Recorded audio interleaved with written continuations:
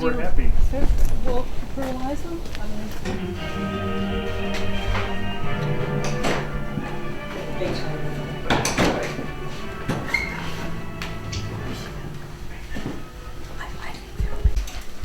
You'll get lots. It's a there's a lot good grower. Yeah. And the one I was pointing out to Susan has a flower, but that one right there, you can see the flower bud popping out. Okay. Mm-hmm. Wow. So there should be more, and I think there is something to letting the pots get pretty full of bulbs, Crowded. and yeah, exactly. Yeah. And then they seem to be more floriferous that way. Well, Is so this the orange one? pink. Oh, okay. Well, So are they going to be okay in this temperature here? What's the temperature? It'll stay at range? like 65. Perfect. So we are growing them under 70-degree days, 60-degree nights. So if you're in that range, that's perfect. I mean, they're Yeah. pretty amenable plants.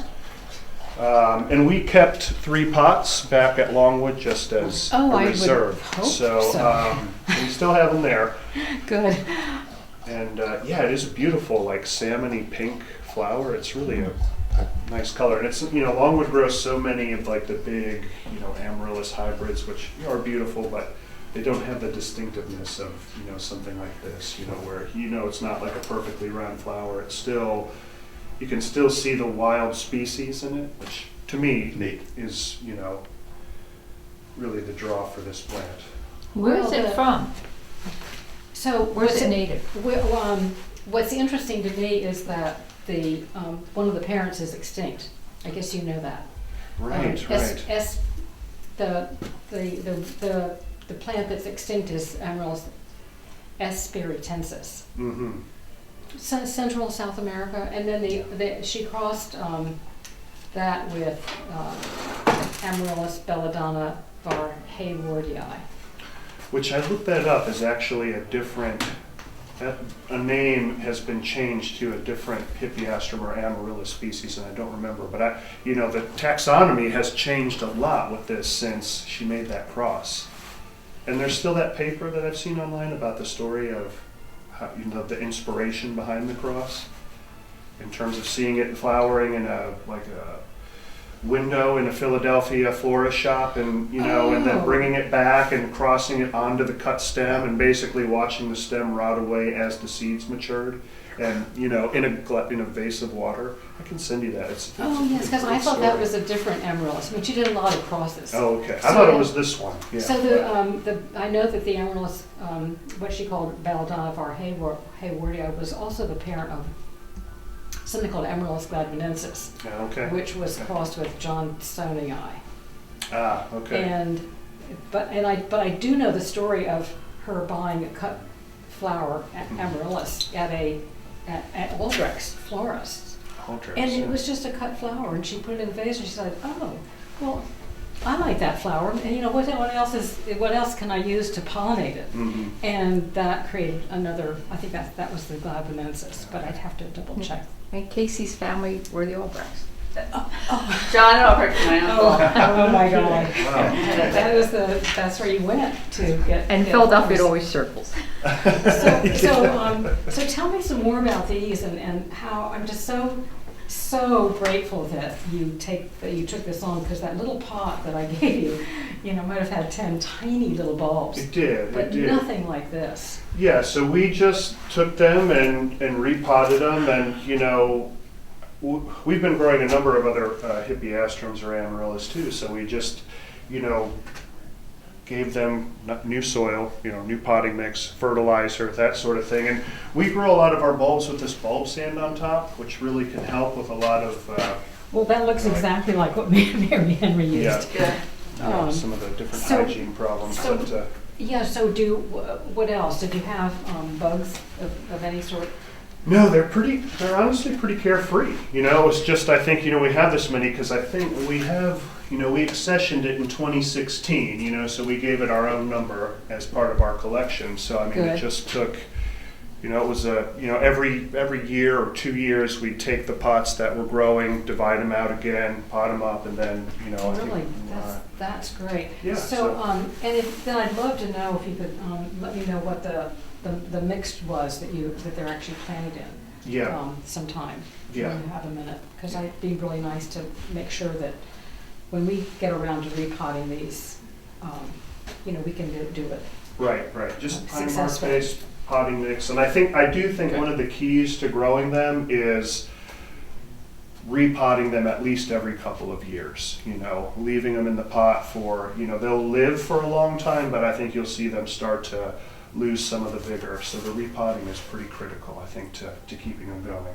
And Okay. you'll split them up into individual bulbs when you repot them. Yeah, you'll see. I mean, basically, if you were to take this out and put it on the bench, it would just fall apart, and you could easily pull the bulbs apart. Okay. You don't have to saw them apart or anything like that. So, Okay. So I'm interested also in the depth of the pots, because I think that's great to see that they really flourish in that size pot with the depth, because I think Mary Henry's were much shallower. yeah, and that's a really good point, because a lot of people sort of, when they pot Amaryllis, the convention is to leave about a third of the bulb above the soil, right? These don't want that. The neck of the I was bulb. wondering about that. The neck of the bulb is buried down in there. So I think I wouldn't try to Interesting. replicate that. I would try to, leave them at the same depth at which Oh. they're potted now. And they're in clay pots. Right. Yeah. Cool. So when were these guys last repotted? We repot them probably right after they flower and before they really put on, their new leaves, because they will get a lot more, luxuriant growth. Okay, got it. So coming up, like April, May, something like that. Okay. Yeah. So they could use that this year. Totally up to you. Some of these are probably good for another year. Really depends on what you want to do. I mean, if you wanted to, split them up and make more and put them in individual pots, all depends on what you want to do with them. Sure. So, yeah. Well, I think they're so beautiful, and I don't see anything quite like them. I mean, I have an alicum that looks very similar, Mm-hmm. but it blooms. I have to give it the same treatment maybe to beef up that one, because it's I just have a little single bulb. But Yeah. I think this is. I would think this would be wonderful for people who care about things. This kind of a plant. Yeah. I mean, it's a piece of horticultural history, right? And botanical history, and I think that species look. I mean, I think this would be honestly, I think this would be a better houseplant for people rather than the Amaryllis hybrids that you see, which can have some trouble reflowering, because this seems just a lot easier to grow and to flower than a lot of these modern hybrids. So, Interesting. I think it would be a good plant to promote. If you had it at a plant sale or donated it or whatever, for people to grow on a windowsill in their kitchen. And I think, the real trick is to just let it go dry in the winter. And, it's kind of a leap of faith, right? Like, okay, I'm going to stop watering my house plant. What's going to happen? But you can see, even though these have not been watered in quite a while, you can see the leaves are still pretty turgid. But I think you'll start getting a lot more flower buds coming up here, especially as, we get a little bit more warm weather. Sunshine. Days are getting a little longer, so. Yeah. Well, is there anything else, Henry?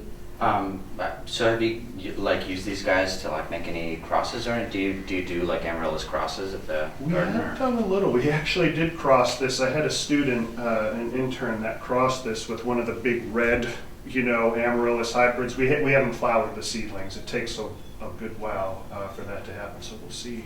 It was really more just to see what would happen, Yeah. than anything else. So Cool.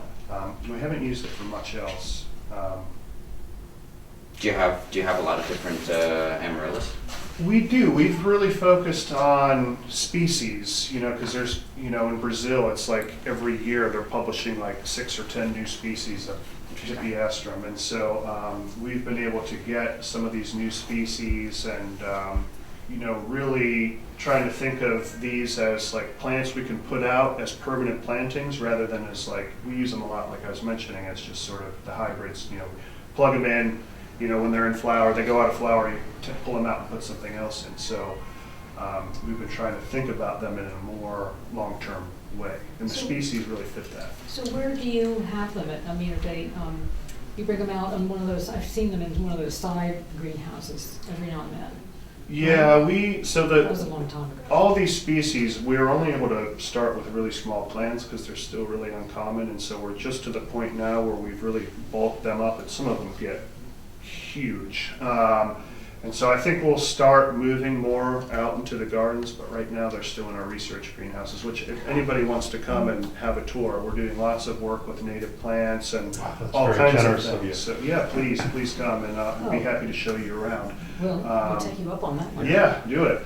And several of the amaryllis there's one flowering now, and more are coming into flower, but there's lots of other stuff to see too. Oh, Have good. you been to So, Longwood? Yeah, I've been. I grew up around here. I've been over to Longwood. Yeah, a couple of times. Sure, Yeah. sure. Yeah. Okay. Just only ever just. In the public gardens. Yeah. Yeah.